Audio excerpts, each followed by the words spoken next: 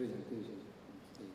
그리고 전국에서 오신 우리 화재 조사관 여러분, 이 바쁜 중에도 오신 것에 대해서 다시 한번 감사를 드리고, 이 한국화재감식학회와 화재폭발조사협회는 제가 지난해에도 말씀드렸지만, 한국화재감식학회는 현직 화재조사관 여러분들을 위한 학회입니다. 수방청에서 만든 학회고요.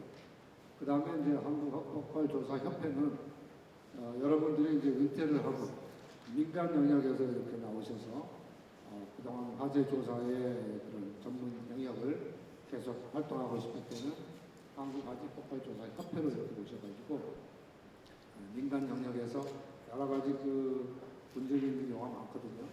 그런 분야에서 여러분의 그 전문 영역을 국가를 위해서 이렇게 활동을 주시기 위해서 우리 소방청과 같이 협의해서 만드는 협회가 폭발조사협회입니다. 그리고 화재감식학회는 오늘 주관하고 있지만 학회 차원에서 발표하고 있는 그런 논문이 있거든요. 이 논문이 학술진흥재단 인증 논문이기 때문에 다른 어떤 논문하고도 충분하게 품질 면, 질적인 면에서도 영향을 미치는 그런 논문집입니다.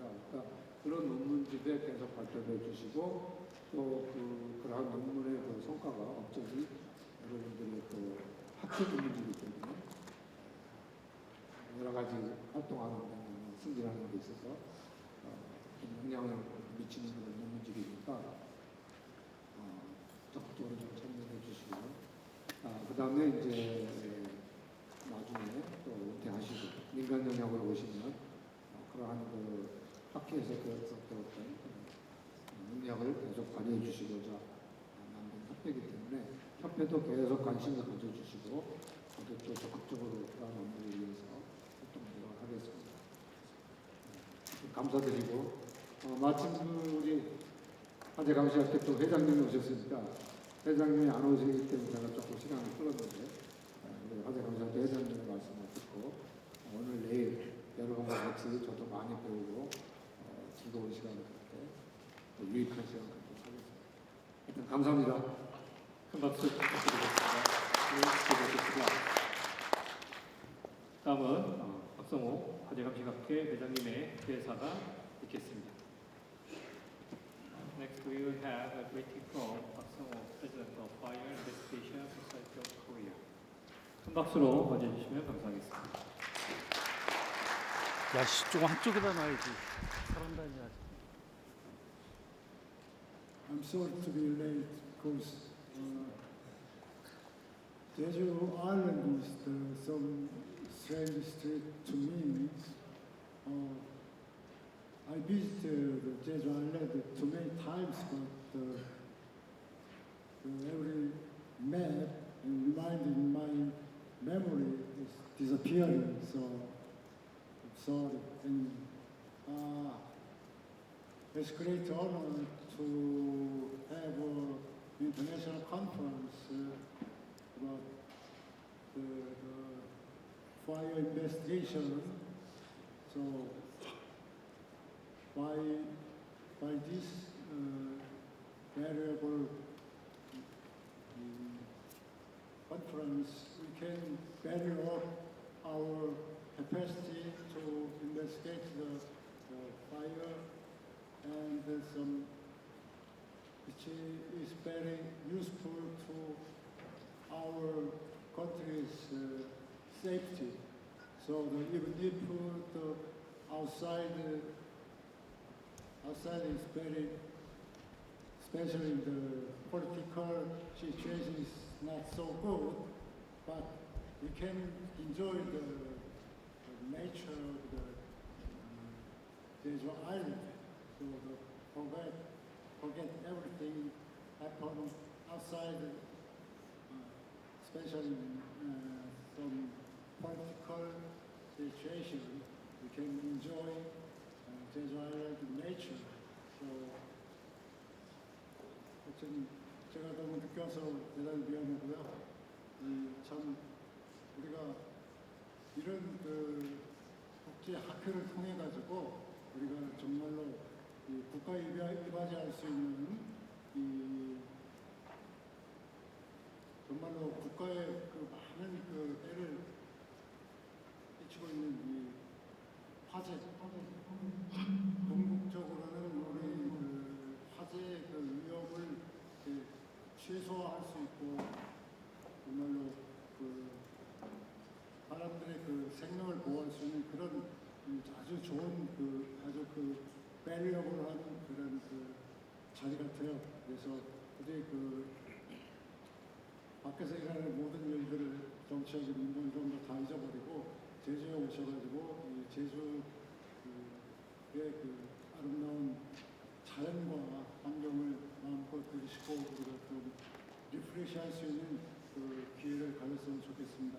그리고 본 학회를 위해서 올해는 많은 일들을 했다고 볼 수 있는데요. 특히 인천 청라 아파트에서 발생한 화재, 벤츠차 화재 사건에 관련된 그런 화재 조사를 저희가 수행을 했고 이런 걸 통해 가지고 우리 학회의 이미지를 쇄신할 수 있고 우리 실력을 향상시킬 수 있는 아주 좋은 기회였던 것 같습니다. 그리고 특히 또 다른 중요한 일들은 우리 학회 특히 김여범 이사님 너무 많이 수고하셔가지고 이 정부에서 하는 과제의 분권을 우리가 신청했습니다. 여러분들도 아시고 정말로 대한민국에서 일어나는 모든 화재나 이런 여러 가지 국가적인 재난 이런 것들을 잘 이렇게 컨트롤하고 관리할 수 있는 그런 기회를 우리가 학교를 통해서 가졌다고 할 수가 있겠습니다. 그리고 특히 여러분들이 정말로 앞으로 이 화재 감식이나 모든 일들에 대해서 정말 좋은 의견이나 좋은 방향 이런 것이 있으면은 언제든지 저희 학회에 제안을 해주시면은 저희가 다 같이 힘을 합해서 우리가 학회를 발전시킬 수 있는 여러 가지 일들을 한번 해보겠습니다. 특히 올해 학회에서 중점적으로 시행하려고 하는 계획은 정부 과제는 아까 말씀드린 대로 계속 할 것이고 그 다음에 이 화재 감식에 대한 능력을 향상시킬 수 있는 교육제도 또 이런 교육제도를 한번 정착화시켜가지고 우리 학회 회원들이 더욱더 어떤 다양한 분야에 진출할 수 있는 그런 기회를 만들어 보려고 노력하고 있습니다. 하여튼 언제든지 화재 감식에 대한 중요한 또 건설적인 의견들이 있으면 언제고 저희 학회에 제안을 해주시면 저희가 학회 발전을 위해서 열심히 한번 노력을 해보겠습니다. 하여튼 오늘까지 오시느라고 수고하셨고요. 얼마 긴 기간 아니지만 2박 3일 동안 정말 릴렉스 하시고 보람된 시간 그리고 화재 감식에 대한 여러 가지 다양한 의견들을 서로 나눌 수 있는 그런 기회가 됐으면 좋겠습니다. 네, 이상으로 마치겠습니다. 감사합니다. 박수 부탁드리겠습니다.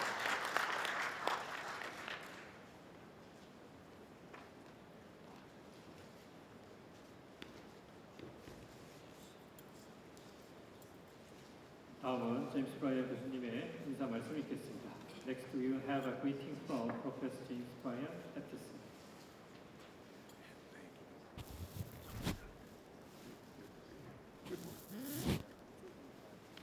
큰 박수로 봐주시면 감사하겠습니다.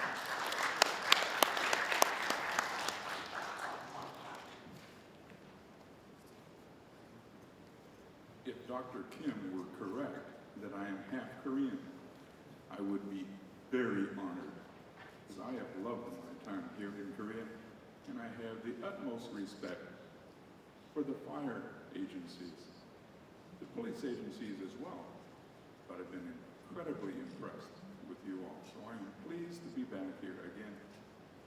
And Mr. Buck, if you have forgotten some maps in your mind, it means your brain is too full of other information. I respect that. This is a great day and a good opportunity as we meet once a year to meet again and hear about some of the concepts from other countries like China, Sri Lanka, Malaysia, some of the things that are happening in the United States. Let's enjoy it, sit back, relax. If you have any questions, I'd be happy to answer those when the time comes. Good to see you all. 박수로.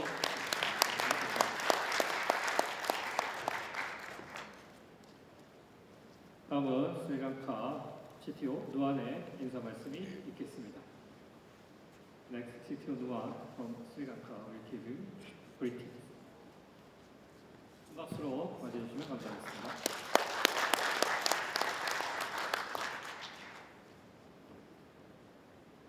Good evening, everybody.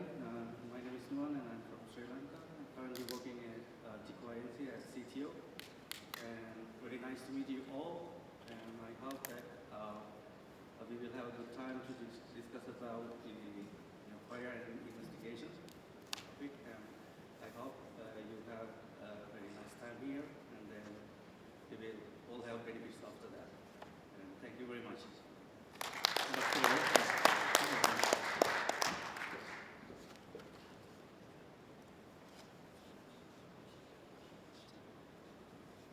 자, 그러면 일본 행사인 2025 국제 화재 감식 세미나를 시작하도록 하겠습니다.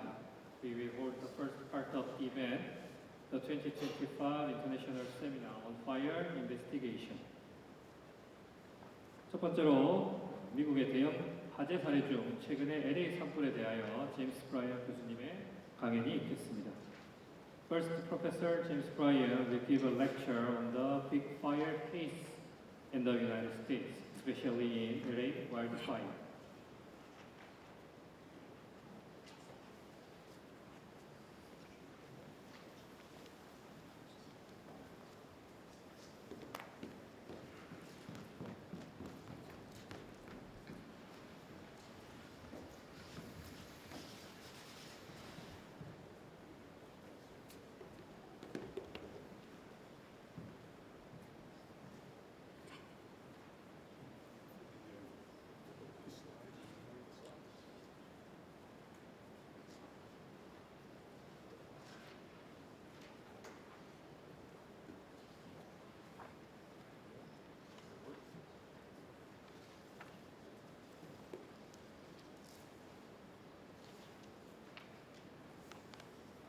Wildfires and homelessness.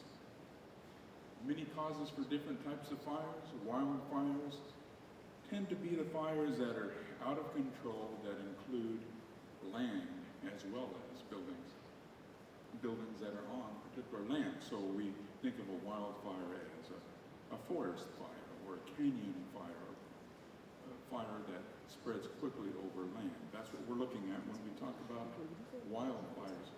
Now, homelessness has always been with us in every country, and it always will be. There will be some people that do not have a house. It's nothing against them, it's just reality. Sometimes it's too expensive to own a place to live in. For instance, whatever you and I pay in our mortgage to keep our apartments today, they pay maybe 4 or 5 times that amount of money in Los Angeles. So we're looking at a wildfire that deals with the homeless, particularly in Los Angeles. One of the districts of Los Angeles is called Palisades.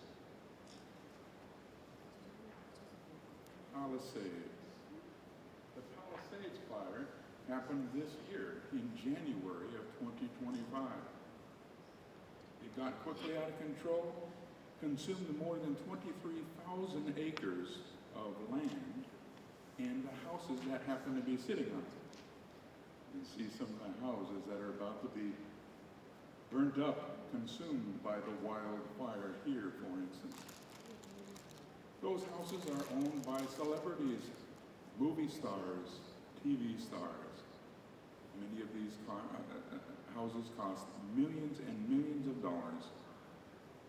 It's billions of won for each house. Some houses are more houses that I could afford pretty cheap, but the fires didn't care whether the houses were owned by rich people or poor people. Fire started on January 7th, 2025 at 10:30 a.m. And that's an estimate. They have narrowed down the source of the beginning of this fire to a spot in not on the road, but off the road by about 300 meters off the side of the road, right? Out into the brush, what we call the brush, which is plant and grass areas. Scope was 23,000 plus acres were burnt. 6,800 plus structures were lost, including schools, houses, stores, things like that.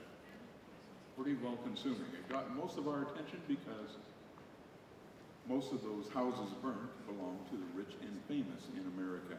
So we care less about poor people losing their homes, but when the rich and famous lose their homes, we all hear about it. It was contained about 39% by late January. The winds were partly responsible for this. The winds were 20 to 40 miles per hour. That means 30 to 60 kilometers per hour. The winds were gusting up, moving those fires through canyons and forests very quickly. So it got quickly out of control when it started, before anybody even took notice of it. The cause is yet to be determined. They're still doing an investigation to figure out what caused this fire. They haven't figured it out yet. They have some suspicions, however, and we'll talk about those suspicions for just a few minutes. It's one of Los Angeles's. This is Palisades inside Los Angeles County. Most destructive fires, and it was hit hard. Los Angeles's homeless crisis, or that S should be on the second line. Population of homeless, people that do not have houses in Los Angeles, is 75,000 people. That's a very low estimate. The number is probably closer to 100,000 people. That's a lot of people that do not have a house. They live in tents or in a sleeping bag on the side of the road or off the beaten path by a little bit. So places where they camp out, we call those encampments, where there's many tents together. That's an encampment. So encampment, common in the Palisades and the brushy canyons. The canyon is where two small hills or mountains have a dip between them. We call that a canyon. So in those canyons is where a lot of the homeless have their tents. Los Angeles Fire Department shows that 13,909 homeless-related fires in 2023. That's 54% of all fire calls in Los Angeles.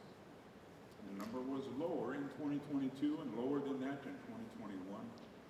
But it's estimated that it's over 17,000 calls for homeless-related fire starts in 2024. And in 2025, it's carrying on with that trend, that upward trend, so that more than 54% have been attributed to the homeless population. Now, we have something in America called political correctness. There are some things we don't talk about because we don't want to hurt people's feelings. And if someone is homeless, we don't want to hurt their feelings by saying that they are mentally ill or addicted to drugs or criminals looking for the next opportunity to commit a crime.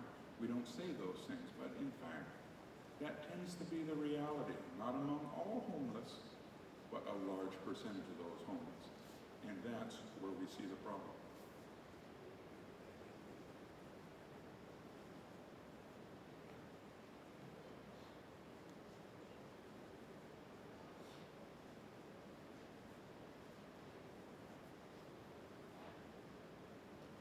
here's an encampment.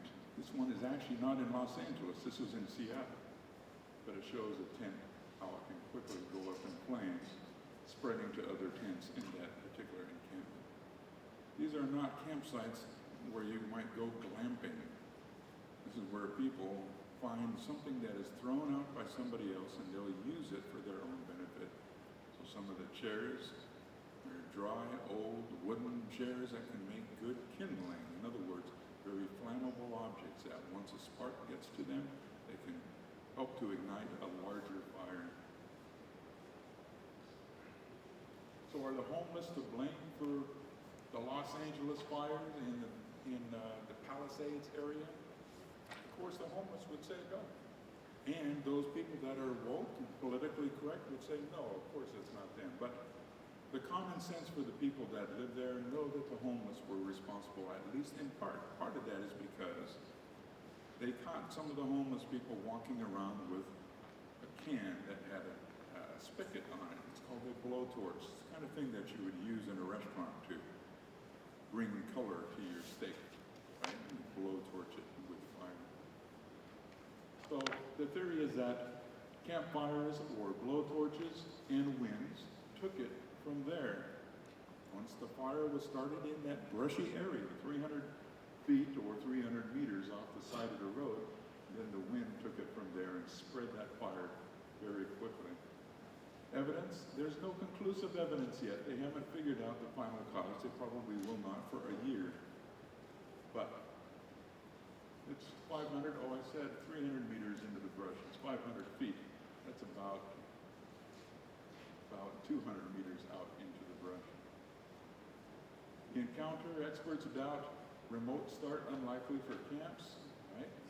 So some of the experts have said that no, it cannot possibly be the homeless, but of course, we don't really trust the experts in America anymore because the experts have led us down the wrong path on too many things, from COVID to the present. Precedent, 54%, and not Winland focus. Public polls on X, for instance, which used to be Twitter.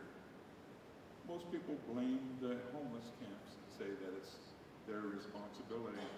Speculation is very loud, but the data, the information that we have for hard proof of who is responsible for these fires is not really set yet. We don't have enough information to make that final conclusion. Part of the problem is that there were more than one fire started. So once the Palisades fire started, other people started fires in kind of a copycat fashion in other areas of Los Angeles County.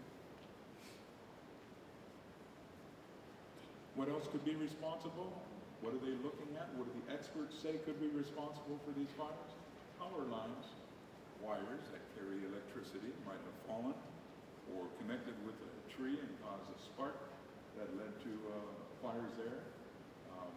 That's possible, right? LA Times, Los Angeles Times, the newspaper has suggested that. Some people have suggested that the fires might be a rekindle. In other words, an old fire that people thought that the fire department had put out, but in fact still had some burning embers in them that were very hot. May have started back into a fire again after everybody gave up checking on it. Some people thought that it might be arson, not by the homeless, but any other people that might be committing arson. There are many reasons, as you know better than me, that people will start fires, cover up other crimes, revenge, any number of reasons for arson. Climate, that was a real problem at this time in January of 2025. 80% of California was dry in 2024, according to the United States GS, that stands for Geological Survey. It's a government entity that does a survey of different states to find out what the property looks like. And they found that there is not really enough rain in California. They had a serious drought going on. They could have dealt with this drought by having water come from Northern California, but in order to save certain fish, they cut off that water. There's the fish. California saved that fish instead of preparing for something like the Palisades fire, something incredibly stupid. But it was politically correct. So there's that phrase again. It's getting in the way of common sense. Go back. Government failures contributed to the fires. They cut $17.6 million, which is 17.6 billion won, maybe 18 billion won, from the Los Angeles Fire Department budget. In other words, they had fewer fire equipments and people available to fight fires because they were trying to trim the budget. Right? Huge, huge mistake. In other words, they were taking the money from the ones that could save Los Angeles from fire and giving it to the homeless projects that they had. The impact, 75+% trucks were pushed off to the side, didn't have enough money and resources available to fix that, to get them back on the road. Overtime was taken away so that people could not work more than 8 hours per day. Full work week in America is 40 hours. Right? Here in Korea, you don't get overtime until after 56, but it's different in America. So the people that wanted to work extra hours fighting these types of fires, they were not allowed to. Chief's warning, Crowley, that's the chief of the fire department in Los Angeles County, had a memo December 4 that our core operations are hit. In other words, the ability of the fire department to respond to large conflagrations like what was just about to happen 1 month after her memo was no longer there. So the context is $1.3 billion went to homelessness and only $837 million went to the Los Angeles Fire Department, according to Fox News. Right? It's Fox Business. That's a particular program that's on Fox News. January 9th. Hydrants were dry by 3 a.m. So the fire started on January 7th. By January 8th at 3 o'clock in the morning, there was no longer any water for the firefighters to use to put out flames. The water was gone. The reservoirs and the lakes were empty because they were all going to save this fish.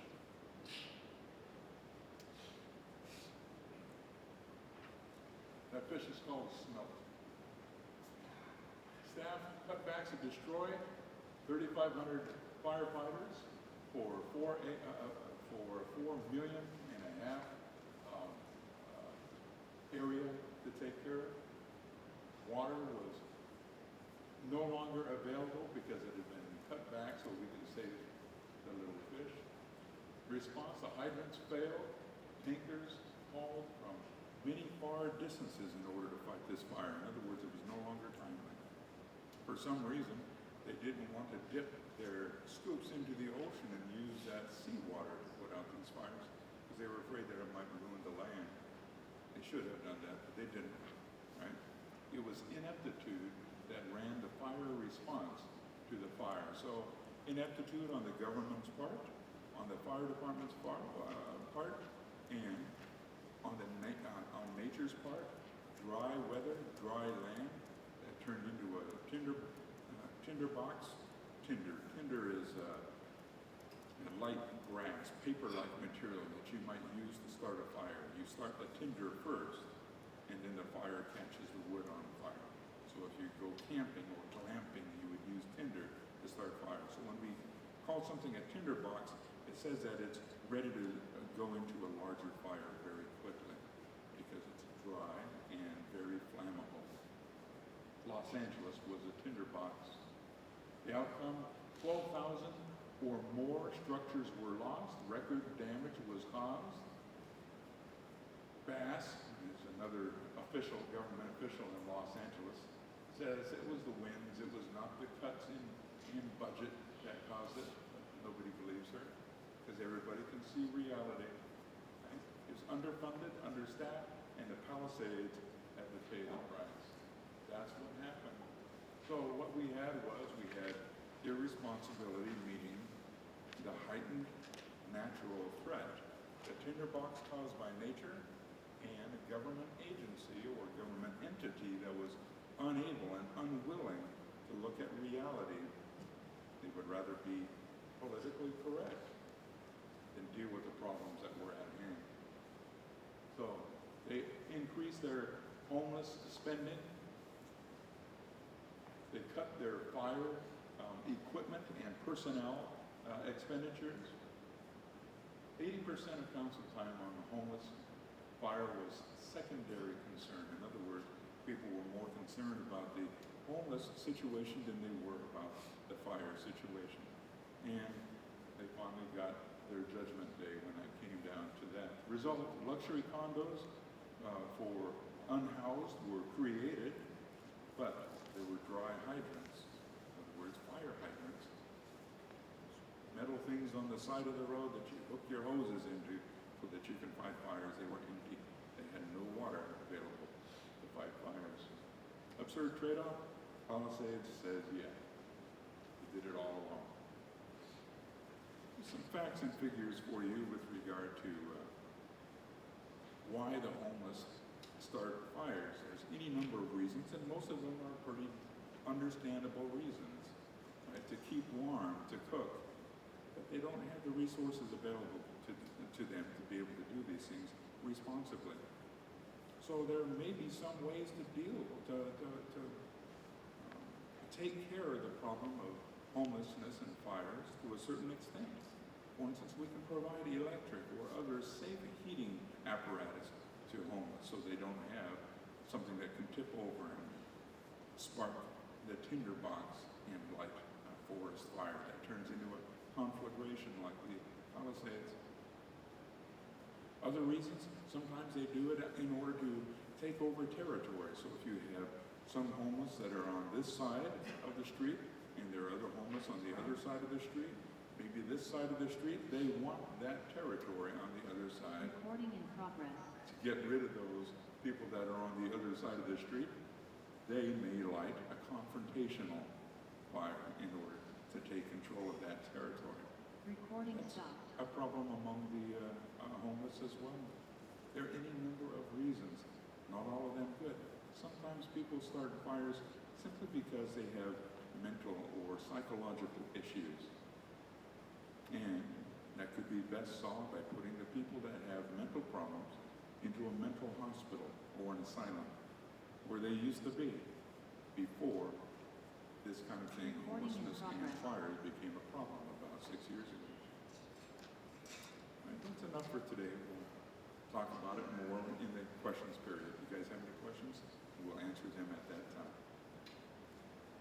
소빈 씨, 교수님께 박수 부탁드리겠습니다.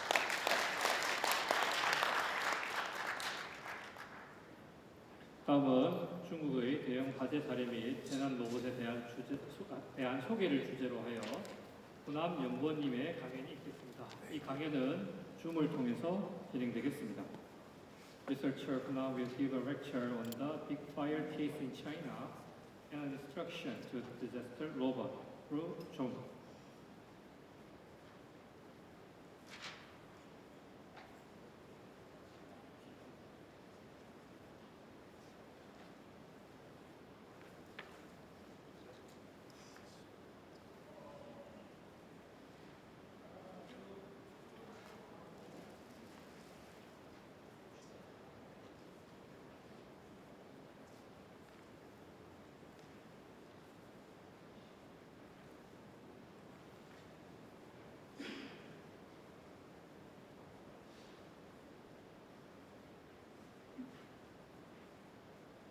Good afternoon, dear professors and teachers. I'm Hunan, a teacher from Anhui Tsinghua University of China. My research area is building fire prevention and control. I'm honored to participate in this academic conference. And the topic of my report today is large fire cats and firefighting robots in China. And I will make this report from the following 5 aspects.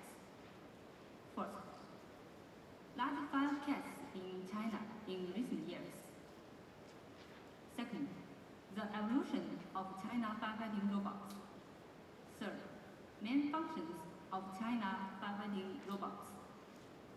Fourth, current status of firefighting robot applications in China. Fifth, future development outlook of China firefighting robots. In the proposal part, rapid fire kits in China are introduced in 4 categories, including mine fires, chemical fires, forest fires, and high-risk building fires. Number 1, mine fires. On September 24th, 2023, a major fire occurred in the underground mine of a coal mine in Guizhou province, resulting in 16 deaths and 3 injuries. Number 2, chemical fires. On August 12th, 2015, the explosion in Tianjin Binhai New Area caused 165 people to be killed, including 99 firefighters. The direct economic loss of the accident was 6.866 billion yuan.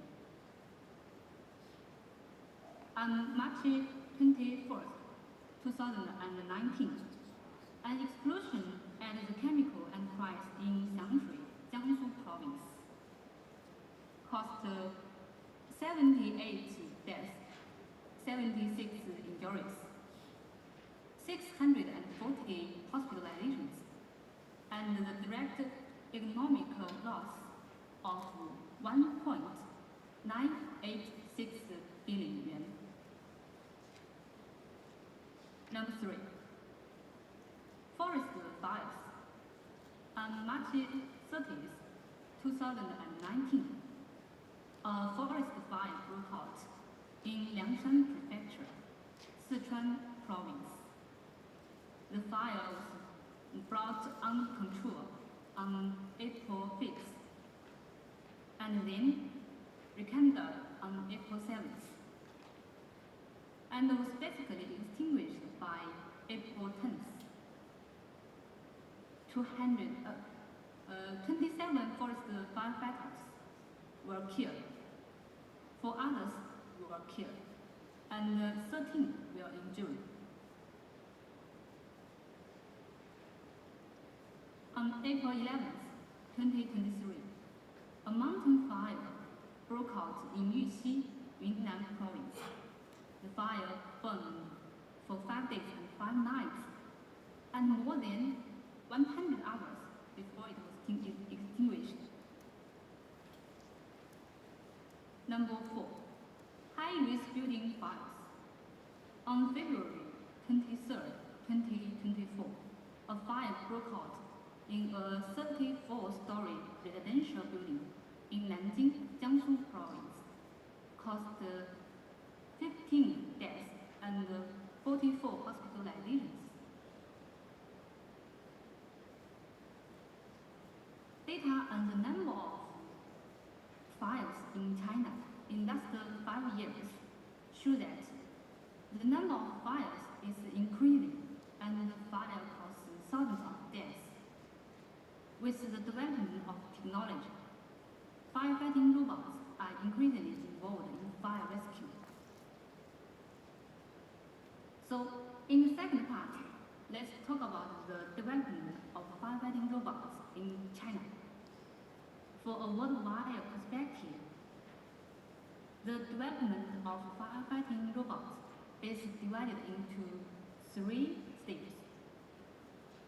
The first stage is program control type, which mainly relies on remote control operating system.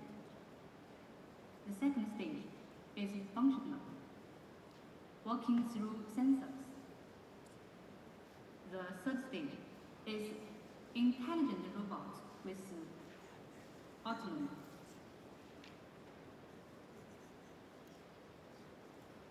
Compared with developed countries in Europe and the United States, China's firefighting robots started late.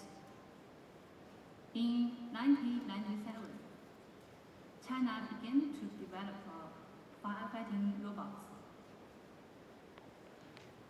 In June 2002, China's first firefighting robot, GMX LT-50, was successfully developed in Shanghai. Subsequently, firefighting robots enterprises have been established. At present, the main domestic enterprise are CITIC, HIC Kitchen Intelligence, Guotai Technology, Handler, and Shanghai Qiangshi, and so on. At present, China's firefighting robots are mainly program controlled, with some models having sensor detection and analysis functions. And the application of artificial intelligence technology in the field of firefighting robots is still immature. The third part, about the 8 main functions of firefighting robots in China. Number 1, fire extinguishing function. Number 2, smoke extract function. Number 3, detection function. Number 4, inspection function. Number 5, hazard disposal function. Number 6, emergency rescue function. Number 7, early warning function. Number 8, communication function. China's firefighting robot market size continues to grow. In 2014, the market size was 210 million yuan, and by 2023, this number has grown to 2.48 billion yuan. China's firefighting robots have been involved in firefighting and rescue process, some examples of which are listed below. Firefighting robots participate in firefighting and rescue at a door and window factory. Firefighting robots participate in firefighting and rescue at a paint factory. Next, let's watch 2 videos which introduce 2 Chinese companies' firefighting robot applications. Please watch the video of firefighting exercise with the CITIC HIC Kitchen Intelligence Corridor robot.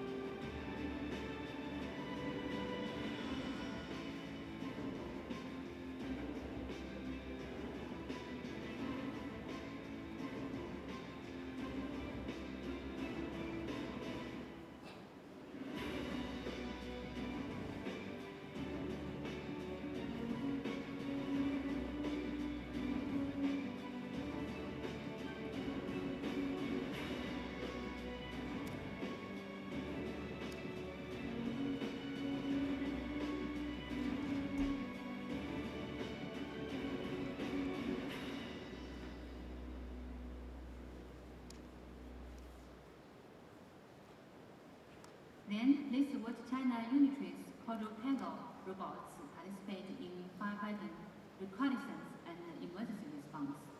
By the way, Unity is a young company founded in 2016. 提前勘察火灾现场的信息至关重要，因此消防机器人应运而生。快通知机构前去侦查。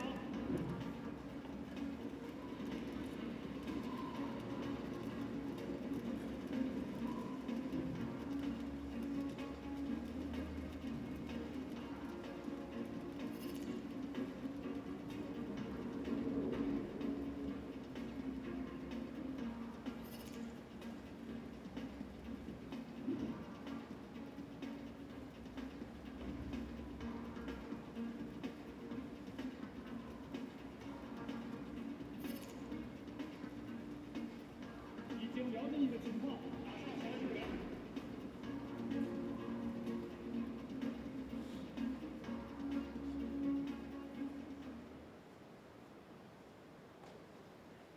In addition, firefighting drones also play a key role in fires. Taking high-risk building fires as an example, firefighting drones launch window-breaking bombs, rescue lives, water hose, and lift off to extinguish fires. In my opinion, China's firefighting robot will develop in 3 detections in the future. First, the shape of the robot will develop from trachea and welded to quadruped and humanoid.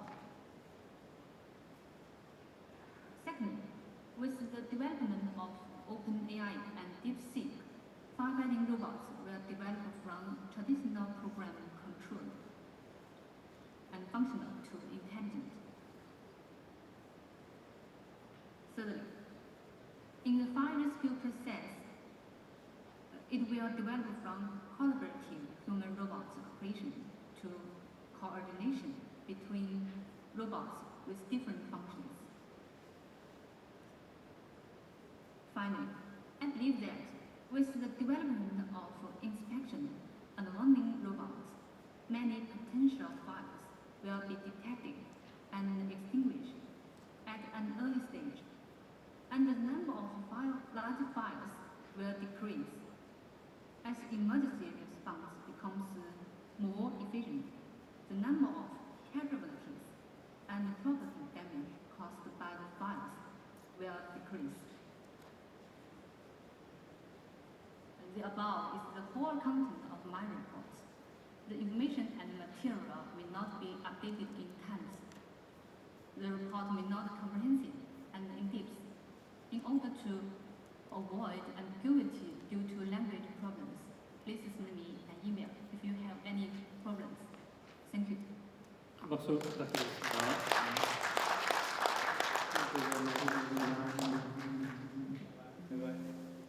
다음은 스리랑카의 화재 및 연기 조기 감지를 위한 AI 기반 솔루션에 대하여 CTO 노안의 강연이 있겠습니다. Next, CTO Noah will give a lecture on the AI-based solution for early fire and smoke detection in Sri Lanka. 큰 박수로 환영해 주시기 바랍니다.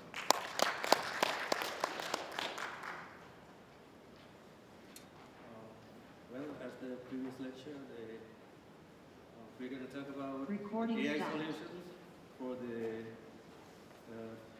future developments. So, talking to the topic, first, the importance of the early fire detections. And we need to do something before the fire occurs, right? So that's very important. And then the current technologies about that, and then AI-based fire detection systems, difficulties, and how to work on them. The early fire detection is very important since that we are all talking about the life, right? We're talking about our life. So we need to prevent it before something happens. Minimizing the damaged property. We are talking about money here, right? And then the economic impact and the environmental issues. So what we use right now in these days are that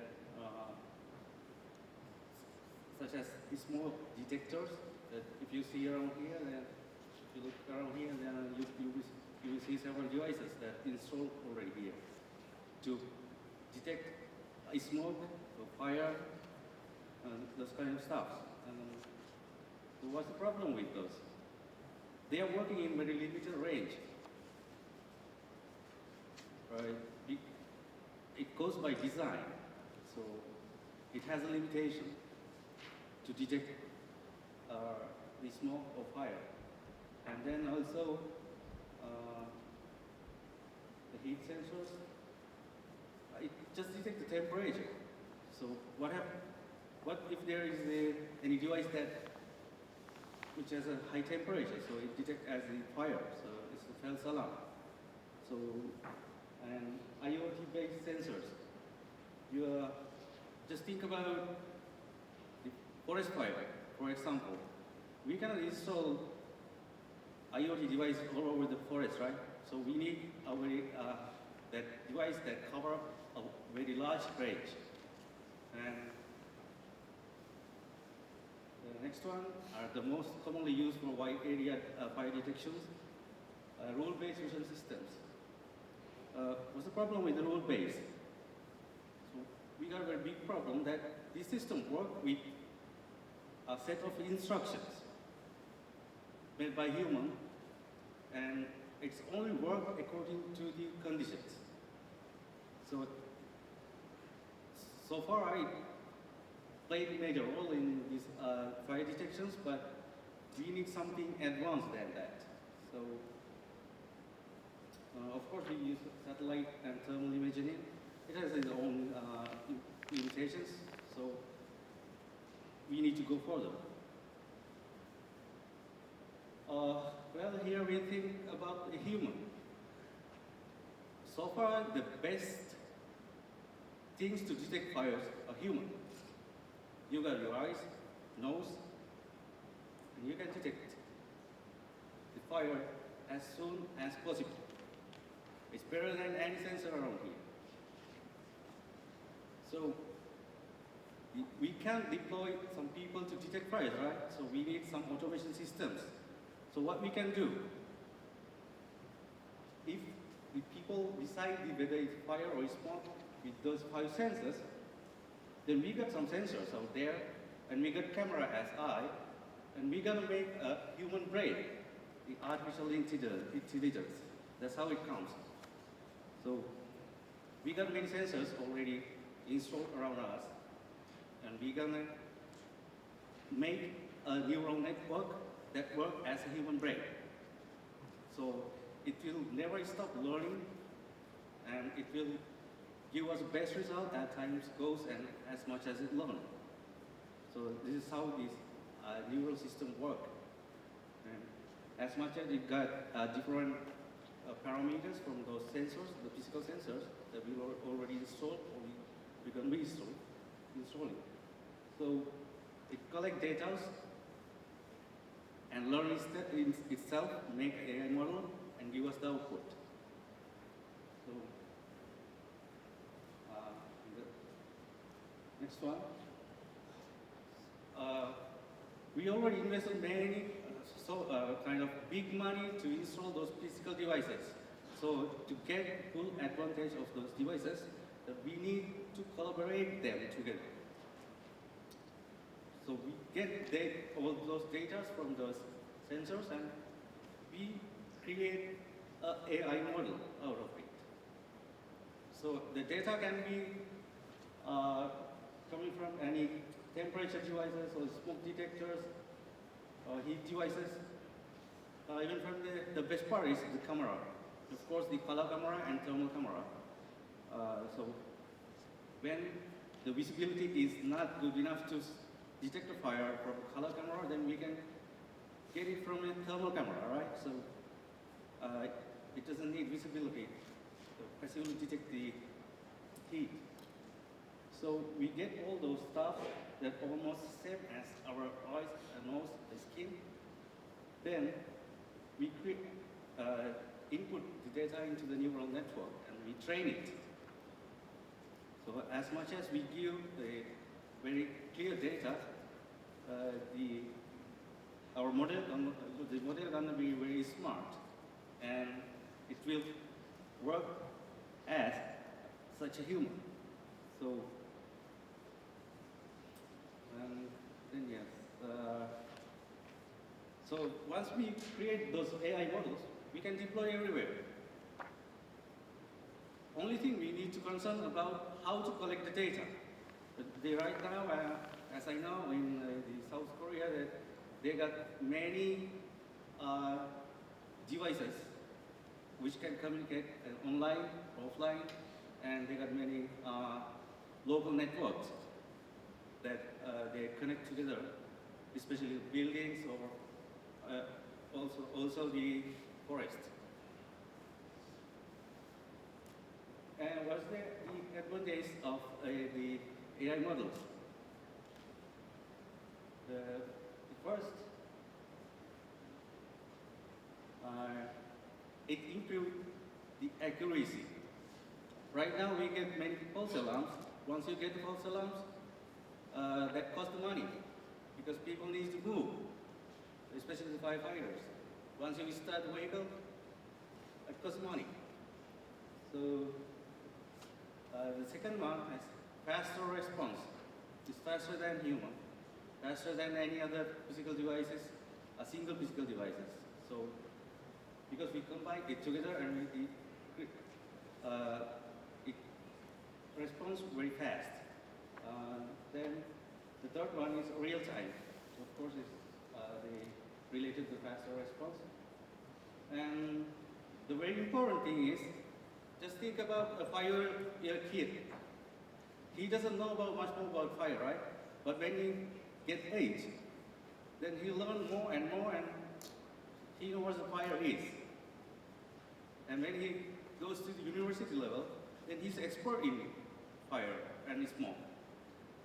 The same way, we teach the AI model what is the fire, what is the smoke.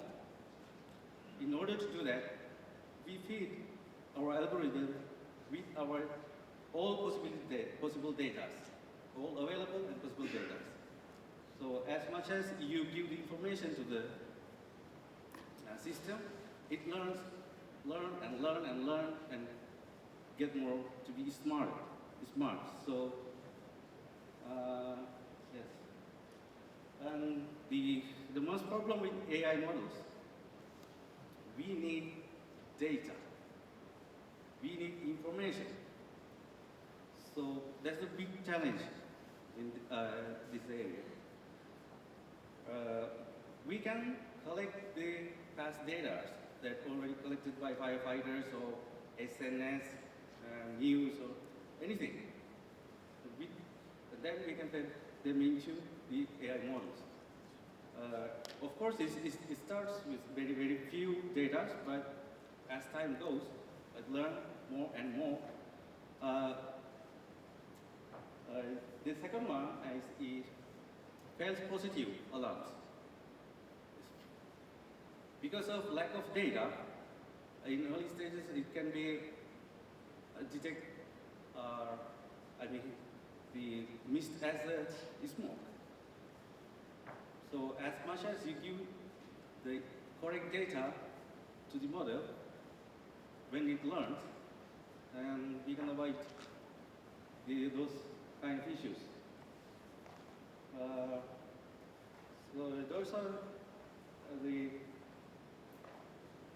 this is how the AI works, and the main things, we got some data, already we got some data, we got sensors, and we got cameras installed all over the places.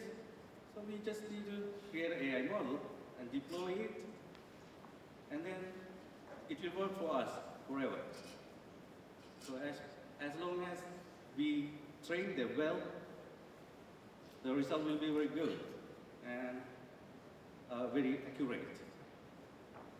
So that's the conclusion of the AI models on fire detection. And thank you very much. 박수 부탁드리겠습니다.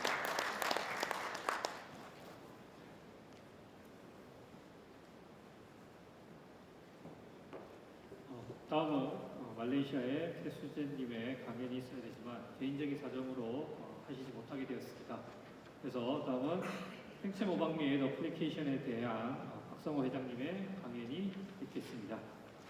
President Park Song-ho will give a lecture on the biomimetics and applications. 큰 박수로 맞아주시면 감사하겠습니다.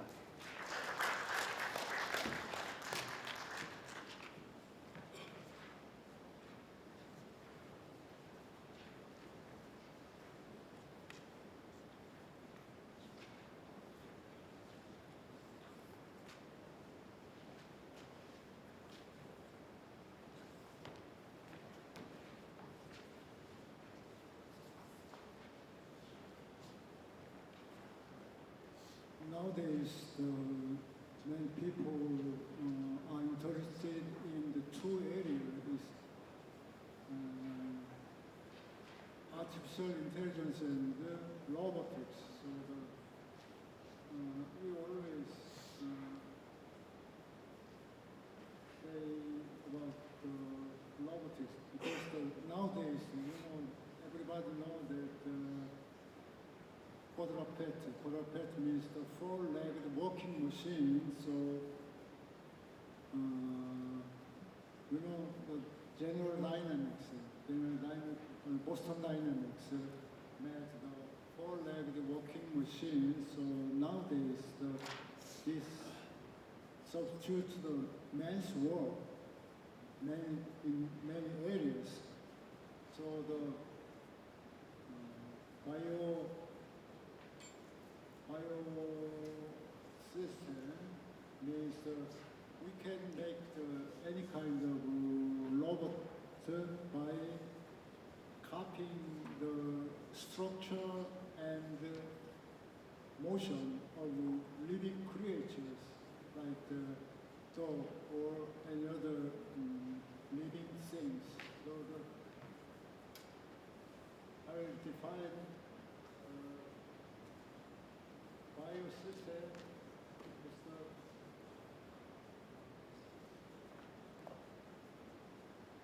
바이오시스템의 보행 특성을 사족 보행 로봇의 모델링과 추적 구조 이런 내용을 제가 과거에 프로젝트로 연구대단의 지원을 받아가지고 한 내용들입니다. 여러분 3번에 보시면 locomotive characteristics of the body and leg in celestial vertebrates. 척추동물의 구조, body and 최적 구조와 그 다리 운동, 다리가 어떻게 움직이는가. 사실 그 로봇이 어떤 인간이 주어진 기능을 수행하기 위해서는 잘 움직여야 하잖아요. 그 움직이는 그 기본이 다리 운동입니다. 다리 운동. 이런 내용을 제가 시간이 너무 짧아가지고 제가 대략적인 내용만 좀 말씀드리겠습니다. 이것은 기본적으로 제조 라인에서 어떤 기존의 수행하는 작업을 표시한 겁니다. 그래서 이제 바이오미미크라의 정의를 우리가 간단히 얘기하면은 뭐냐면은 동물의 구조와 형태 내지는 움직이는 모양을 로봇에 적용해가지고 적용하는 거다. 근데 사실 우리가 동물들은 지금 있는 동물들, 지구상에 남아 있는 동물들은 수천만 년, 수억 년 동안에 그 fittest survival, 그 적자 생존의 원리에서 여태까지 남아 살아 있는 거잖아요. 그래서 가장 그 optimal structure라고 우리가 얘기를 할 수가 있겠죠. 그래서 inspiration from nature where the greatest effect are created with the least effort. We continue to fascinate. 무슨 얘기냐면 동물들은 그 곰이 겨울잠을 잘 동안에는 전혀 움직이지를 않잖아요. 그게 뭐냐? 가장 에너지를 조금 소비하면서 그 서바이벌 하는 그런 동물이잖아요. 그래서 그런 것을 로봇 공학에 우리가 적용을 할 때 가장 그 패시네이팅하고 정말 쉽게 얘기해서 가장 적은 에너지를 드리고 가장 맥시멈 효과를 얻을 수 있는 그런 것을 만드는 것을 바이오미미크라이라고 우리가 얘기를 할 수가 있고, 이걸 좀 더 넓은 의미에서 바이오미미크라이를 정의를 한다면은 4번에 보시는 대로 자연과 공학 사이의 차이를 줄이는 과정을 바이오미미크라이의 프로세스라고 우리가 얘기를 할 수 있다. 그런 얘기예요. 자, 그러면은 우리가 지금 한 2, 3년 전에 그 CES, 라스베가스에서 박람회에서 처음은 아니지만은 제너럴 다이나믹에서 만드는 사족 보행 로봇을 시연을 했어요. 딱 5분 동안 시연을 하고 질문도 받지 않고 그냥 딱 철수해 버렸어요. 그래서 사람들이 놀랐어요. 한국에서 가는 사람들이 야, 저렇게 자기들이 만든 기술에 대해서 오픈을 하지 않고 저렇게 할 수가 있는가? 과연 정말 그 주에 많은 돈 들어가지고 컨퍼런스에 참여한 사람들이 너무나 실망을 했거든요. 그 정도로 이 기술, 지금 AI나 로보틱스 분야는 아주 기술 오픈을 꺼리는 거죠. 꺼리는 그런 실정입니다. 여기 보면은 왜 이걸 갑자기 보시는 그림이 나타나냐 하면은 소련 사람, 소비에트 유니언의 수크하노브라는 사람이 1968년도, 지금 꽤 오래됐죠. 그때 만든 책인데, 이제 그 전까지 이 과학 분야에서 가장 발전한 분야가 지금도 다 알겠지만은 생물학인데 이 어느 정도냐면은 거의 300종류의 동물들의 움직임 내지는 구조 이런 것들을 다 만들었어요. 이렇게 그림으로 아주 애널리시스하게 거북이 어떻게 움직이고 말이 어떻게 움직이는가. 말은 옛날에 히폴로지스트라고 그래가지고 말하면은 지금의 자동차와 같은 역할을 다 했잖아요. 말들이 그 움직임을 크게 4가지로 특징을 4가지로 분류를 했어요. 정말 지금 생각하면 이런 비디오 테이핑 이런 그런 영상이나 촬영기가 없는 시대에 이런 것들을 이렇게 연구를 해서 결과를 거의 300종류나 되는 동물들의 이런 것을 밝혔다는 게 아주 놀랄만하죠. 자, 그러면은 이건 로코모션 게이트라고 그러는데 걸음걸이 패턴을 나누는 방법을 지금 여기 4-5가지로 이렇게 만들어서 이걸 로봇공학에서는 바이오미미크와 이쪽에서는 뭐라고 그러냐면은 게이트라고 해요. 게이트 다이어그램으로. 자, 이건 뭐냐면은 우리가 동물들과 기계해준 게이트, 피리어딕 게이트, 넌 피리어딕 게이트, 동물들의 움직임을 이렇게 주기 걸음골, 뒤주기 걸음골 해가지고 이런 정도로 이렇게 했습니다. 그래서 이것은 이걸 보면은 바이오미미크라이에서는 바이올로지와 엔지니어링의 믹서 혼합된 그런 방법이라고 얘기할 수 있고, 이건 모든 동물들이 아까도 말씀드린 대로 the principle of minimum energy expenditure, 가장 에너지를 적게 소모하는 방향으로 동물들은 진화하고 있습니다. 과거에는 이걸 이렇게 개나 새 마우스에다가 마우스피스를 달아가지고 과연 얼마만큼 에너지를 산소를 소모하는가 이런 내용들을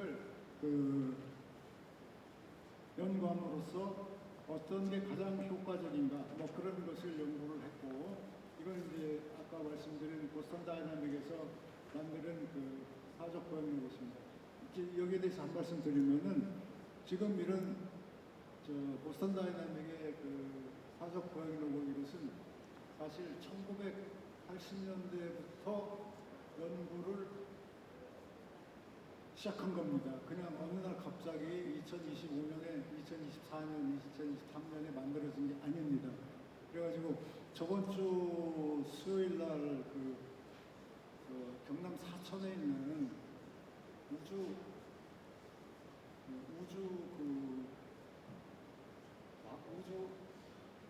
과학청인가 거기 가가지고 우주항공정거장 가가지고 심사를 하는데 200억짜리 과제를 하는데 이 발표하는 사람이 나와가지고는 드론에다가 로봇을 장착해가지고 집 앞에까지 물건을 배달하는 걸 한다고 그래요. 그러면서 이 로봇을 얘기하는데 로봇은 그냥 완벽한 로봇처럼 말이야 얘기를 하는 거예요. 그래서 하도 어이가 없어가지고 로봇에서는 지금 obstacle avoidance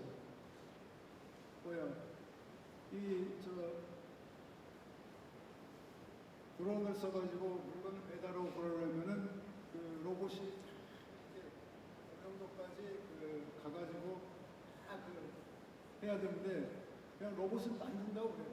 어떻게 만드는지도 몰라. 그래서 화가 나가지고 뭘 물어봤더니 전혀 개념이 없어요. 그래가지고 참 그냥 넘어갔는데 과제가 3년짜리인데 중간 단계에 그런 거 너무 많이 얘기하면 나를 싫어할 것 같아가지고 얘기를 안 했습니다. 이게 지금 특히 그리고 저번에 한번 얘기했지만은 이 암암이라고 AMAM 해가지고 바이오미미크와의 컨퍼런스가 있어요.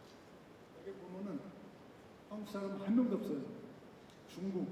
중국만 갖춰도 지금 몇백 군데에서 달달린 로봇을 만들고 있어요. 근데 우리는 어느 날 현대 자동차에서 보스턴 다이나믹을 인수했다고 다 모든 로봇 공학을 다 섭렵한 것처럼 생각하는데 절대 그거 아닙니다. 엔지니어들은 자기가 몇십 년 동안 연구한 내용들을 절대 오픈 안 해요. 절대로. 그리고 요즘은 미국인 로봇 연구소 같은 데 갈 때 사인을 해요. 사인. 무슨 사인이냐. 자기 회사에 들어가지고 몇 년 동안 논문 발표를 하지 않는다. 이런 사인을 해야 돼요. 그 정도로 기술에 대해서 배타적이거든요. 하여튼 우리나라 보행 로봇이 그 수준입니다. 그리고 이것은 스파이더맨. 이것도 우리가 바이오미미크라의 프로세스를 연구해가지고 만들 수 있는 그런 거겠죠. 이것도 데콜리자드. 이게 리자드의 다리에 달린 약간의 선모 이걸 로봇에 응용하면은 트럭 10톤 트럭도 올릴 수 있어요. 이론적으로 그런 거. 그다음에 이건 그런 거 있고 이런 거 있고. 왜 바이오미미크라이냐? 우리가 보통 로봇에서는 그냥 조인트 관절만 생각하는데 한 가지 동물들은 이렇게 관절이 여기 대표적인 예로 네 가지 경우, 틀린 네 가지 경우가 있습니다. 프레임, 세들, 힌지, 오렌, 소켓 조인트 해가지고. 자, 무슨 얘기냐? 자, 이것도 이거 뭐 하여튼 이건 뭐냐? 날개는 날개. 새들의 날개인데 특히 박쥐 같은 경우에 이 최소한도의 그 에너지 소모를 하기 위해서 그 구조를 굉장히 심플하게 만드는데 이렇게 다양한 종류가 있습니다. 이거 우리가 바이오미미크라에서는 뭐 동물들이 그 사는 그 생활 조건들이 다 틀리잖아요. 그래서 어떤 인간이 원하는 그런 조건에서 움직일 수 있는 로봇을 만들고자 하면은 이런 그 관련된 그 동물을 셀렉션해가지고 우리가 연구를 하면은 아주 괜찮습니다. 이거 이제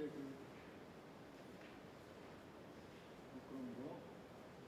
이건 이제 모델링하는 케이스. 그리고 이제 스네이크.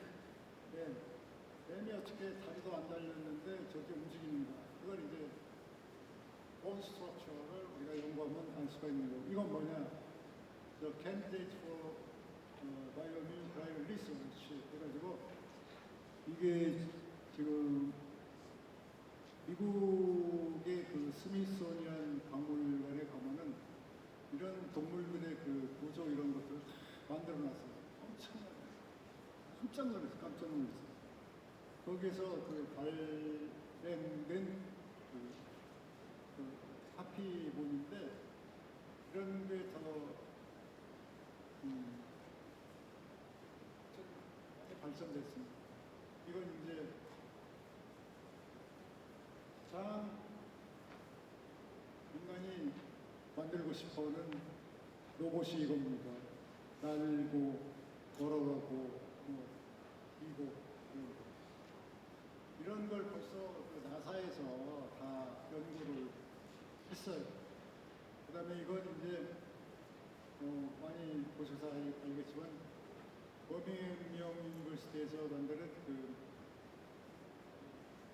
안테나 접고 피하고 그런 거. 이건 이제 허밍버드 조그만 했을 때 이게 과연 얼마나 긴 꿀을 채취하는 건데 우리가 이런 그걸 만들 수 있어요. 그다음에 이런 것도 접기. 이게 다 동물들이 실제 쓰고 있는 그런 자연 과학의 원리들입니다. 이건 개미가 벤틸레이션, 에어 서큘레이션 하는 거, 이런 거. 가장 옵티멀한 구조로 허니콤. 이건 스미소니안 인스티튜션 내추럴 뮤지엄 오브 내추럴 히스토리 이런 내용들. 그리고 초당 아톰 1951년도에 이제 만들어졌는데 요즘 저걸 보고 이걸 생각했어요. 요즘 의대 간다고 아주 의사가 제일인 걸로 생각하는데 이 일본에서는 철원 아톰 이게 전후의 전쟁 후에 시기에 빠진 일본 젊은이들의 꿈과 희망을 불러넣어준 철원 아톰 우주선을 그렇죠? 그래서 이 그림을 보고 많은 일본의 젊은이들이 80년대 일본을 로봇 강국으로 만들었습니다. 이 꿈을 가지고. 자, 이건 뭐냐? 우리나라 원자력 발전소 신고리 3, 4호기 대통수 저장 탱크에 투입하는 그 사족 로봇. 근데 제가 여기에 그 관여를 해가지고 갔는데 실패했어요. 제일 처음 왜 실패했느냐. 하여튼 그 여러 기술적인 문제로 실패했습니다. 이렇게 두서없이 많은 그림을 보여드렸는데 하여튼 우리가 앞으로 과학이 특히 로봇 과학이 발전할 수 있는 그 분야는 우리가 그 자연계에 존재하는 동물들의 구조와 보행 특성 내지는 컨트롤 시스템 이런 것들을 카피해가지고 더욱 그 발전된 형태의 그 로봇을 우리가 만들었습니다. 로봇 분야로 진출할 수 있는 그런 겁니다. 하여튼 우리가 이 지금 생물화 엄청 발전했는데 거기에서 한 아이디어를 여러분들이 카피할 수가 있습니다. 그래서 앞으로 관심 있는 분들은 여기에 많은 관심을 가지고 연구하시고 특히 어맘이라고 AMAM 이게 그 일본 애들하고 미국 애들하고 유럽 애들하고 그 컨퍼런스를 하는데 엄청난 내용들이 많이 들어있습니다. 그래서 좀 분야로 관심을 가져주면 좋겠습니다. 이상입니다. 질문이 있으면 질문은 나중에 토론 시간에 하도록 하겠습니다. 네. 소희식 회장님께 큰 박수 부탁드립니다. 패널 토론회 하기 전에 한 10분 정도 쉬었다가 하도록 하겠습니다. 책자랑 명찰 받으셨는지 다 확인해 주시고요. 그리고 명단에 사인했는지도 먼저 확인해 주시면 감사하겠습니다. 그리고 CFI 있으신 분들 연장 신청하셨는지 한번 확인해 주시고요. 그 다음에 차량 렌트에서 오신 분들 차량 등록 리스트에 차량 등록해 주시면 차량 번호 등록해 주시면 감사하겠습니다. 10분 뒤에 계속하도록 하겠습니다.